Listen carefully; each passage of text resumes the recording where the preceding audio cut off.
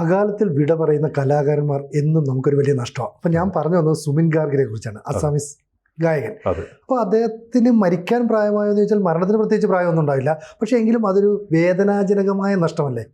അത്തരത്തിൽ ഒരുപാട് നഷ്ടങ്ങൾ നമ്മുടെ നാട്ടിലുണ്ടായിട്ടുമില്ലേ കലാകാരന്മാർ? അതെ, കലാകാരന്മാരായിരുന്നു. സുബിൻ ഗാർഗിന്റെ മരണം എന്ന് പറയുന്നത് ഒരു സംഗീത ഇതിഹാസം എന്നാണ് സുബിൻ ഗാർഗിനെ വിശേഷിപ്പിക്കുന്നത്. അസാമിന്റെ സംഗീതത്തിന്റെ ശബ്ദം നിലച്ചു എന്നാണ്, ദ സൗണ്ട് ഓഫ് മ്യൂസിക്, അത് നിലച്ചു എന്നാണ് അദ്ദേഹത്തിന്റെ ആരാധകർ പറയുന്നത്. അത് സത്യവുമാണ്. ഈ നമ്മുടെ കലാരംഗം, ഒരു കാര്യം പരിശോധിക്കുമ്പോൾ നമ്മുടെ കലാരംഗം, പ്രത്യേകിച്ച് സംഗീതവും സിനിമയുമായി ബന്ധപ്പെട്ട കലാരംഗത്ത് ഇത്തരത്തിൽ അപ്രതീക്ഷിതമായ ഒട്ടനവധി അകാല നിര്യാണങ്ങൾ, അതായത് വിയോഗങ്ങൾ ഉണ്ടായിട്ടുണ്ട്. പലപ്പോഴും നമ്മളത് വല്ലാതെ ദുഃഖത്തിലാർത്താറുണ്ട്. ഇവരൊക്കെ കുറച്ചുകൂടി കാലം നമ്മുടെ കൂടെ ഉണ്ടായിരുന്നെങ്കിൽ.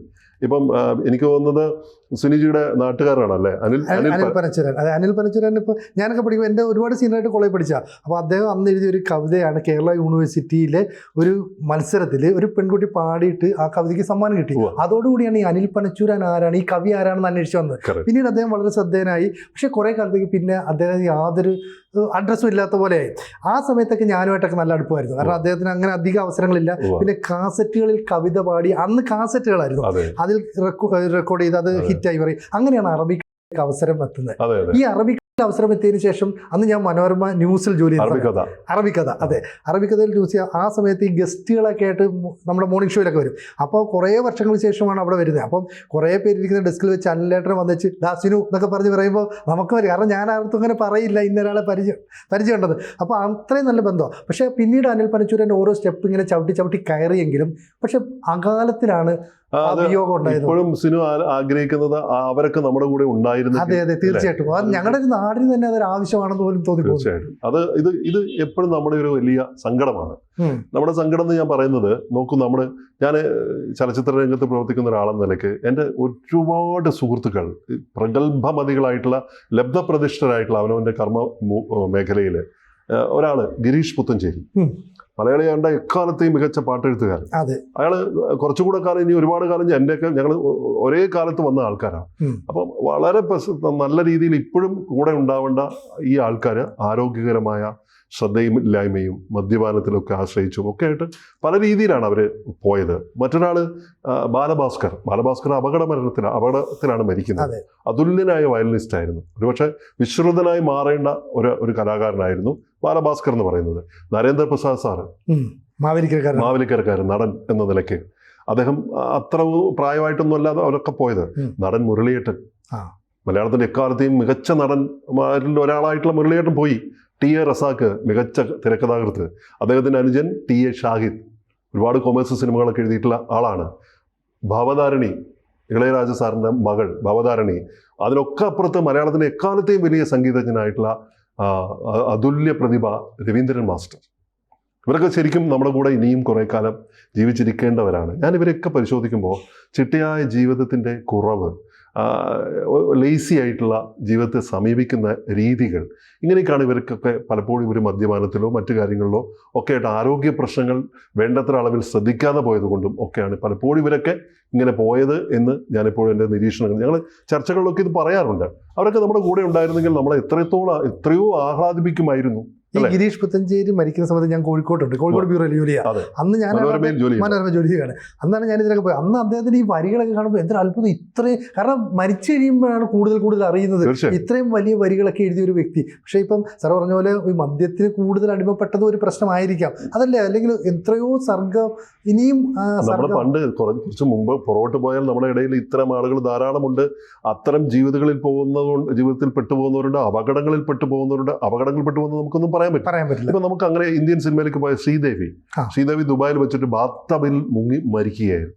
അപ്പം വിവാദപരമായ ചില കാര്യങ്ങളുണ്ട്. അവർ മദ്യം കഴിച്ചിരുന്നു, അവരത് ഓവർഡോസ് എടുത്തതുകൊണ്ട് അവർക്ക് അതിൽ നിന്ന് രക്ഷപ്പെടാൻ പറ്റാത്തത് കൊണ്ടാണ് മുങ്ങിപ്പോയതെന്നൊക്കെ പറയുന്ന കാര്യമുണ്ട്. ഇപ്പം മറ്റൊരാൾ നോക്കൂ, പുനീത് രാജ്കുമാർ, അന്ന എന്ന് വിളിച്ച് അറിയപ്പെടുന്ന കന്നഡ ആരാധകരുടെ പിന്നെ പ്രിയപാത്രമായിരുന്ന പ്രിയ നായകൻ അതെ അദ്ദേഹം മരിക്കുന്നത് ഓവർ ഡൂ ചെയ്തിട്ടാണ്, അതെ, ഓവർ എക്സസൈസ് ചെയ്തിട്ട് പിന്നെ ബോഡി സ്റ്റാമിന നിലനിർത്താൻ വേണ്ടി ചെയ്തെന്നാണ് പറയുന്നത്.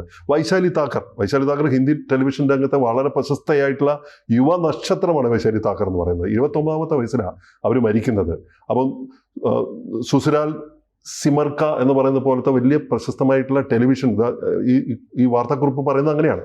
അപ്പോൾ അവർ നമ്മളെ ഇടയിൽ പെട്ടെന്ന് പോയ ഒരാളാണ്. ശ്രീദേവിയെ പോലെ ഇനിയുമുണ്ട് അങ്ങനത്തെ ആൾക്കാർ. വൈഭവി ഉപാധ്യായ എന്ന് പറഞ്ഞിട്ടുള്ള പിന്നെ മറാത്തി സിനിമയിലെ പ്രതിഭാധനയായ നടി, അവർ ഇതുപോലെ അകാലത്തിൽ വിട്ടുപോയിട്ടുള്ള ഒരാളാണ്. ഏറ്റവും ഒടുവിൽ നമ്മളെ സങ്കടത്തിൽ ആഴ്ത്തിക്കൊണ്ട് ഇപ്പോൾ സുബിൻ ഗാർഗിന്റെ 52 വയസ്സേ ഉള്ളൂ അദ്ദേഹത്തിന്.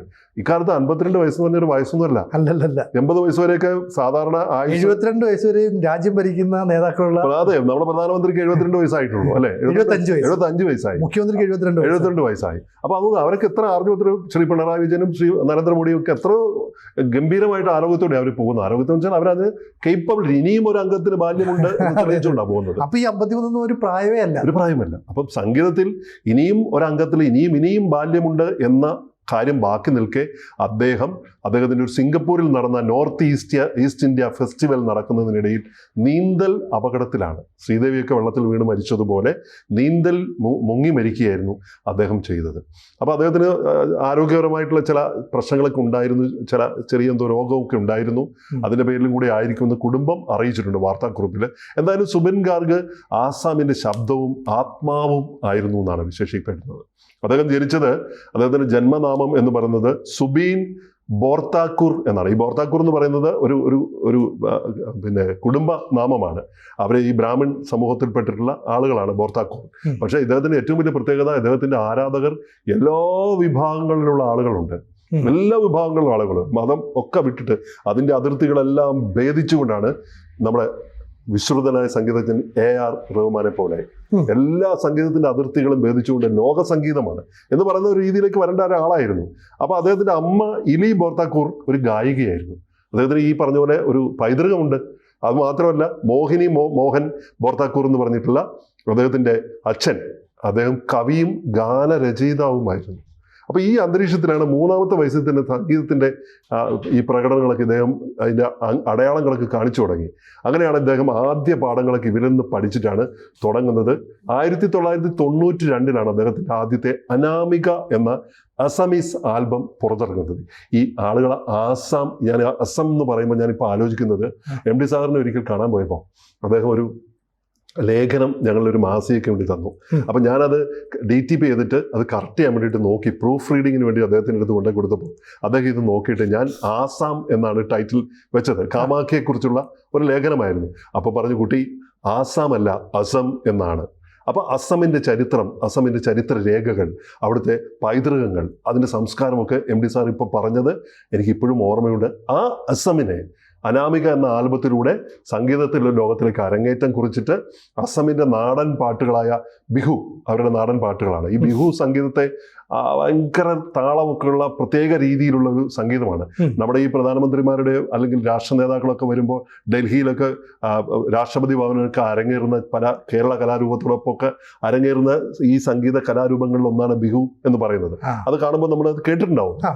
ഇതിനെ മോഡേൺ സംഗീത ശൈലിയുമായിട്ട് ബ്ലെൻഡ് ചെയ്തെടുത്താണ് ഇദ്ദേഹത്തിൻ്റെ വിജയം. ആധുനിക സംഗീതവുമായിട്ട് ഈ ബിഹു സംഗീതത്തെ ബ്ലെൻഡ് ചെയ്തുകൊണ്ട് ഒരു ശൈലി അദ്ദേഹം രൂപീകരിച്ചെടുത്തു. അപ്പോൾ വടക്കിഴക്കൻ ഇന്ത്യയിൽ അദ്ദേഹത്തിൻ്റെ ശബ്ദം തന്നെ ഒരു വിപ്ലവമായെന്നാണ് പറയുന്നത്.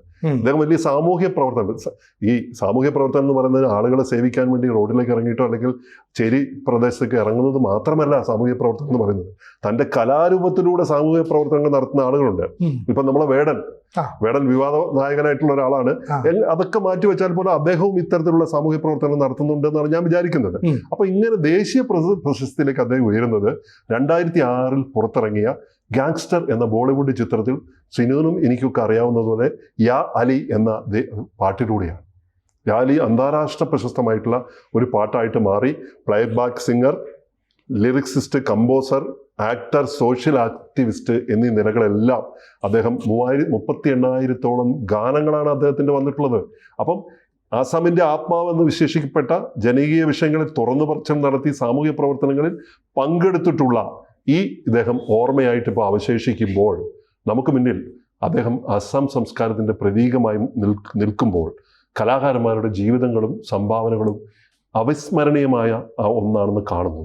ഒപ്പം സുബീൻ ഗാർഗിൻ്റെ പാട്ടുകളും ഈ കാര്യങ്ങളൊക്കെ മുഴുവൻ കാര്യങ്ങളും അവരുടെ ഓർമ്മകളൊക്കെ നമ്മുടെ ഹൃദയങ്ങളിൽ എന്നും ജീവിക്കുക തന്നെ ചെയ്യും. അതാണല്ലോ ഒരു കലാകാരൻ്റെ ജീവിതം നൽകുന്ന സന്ദേശം.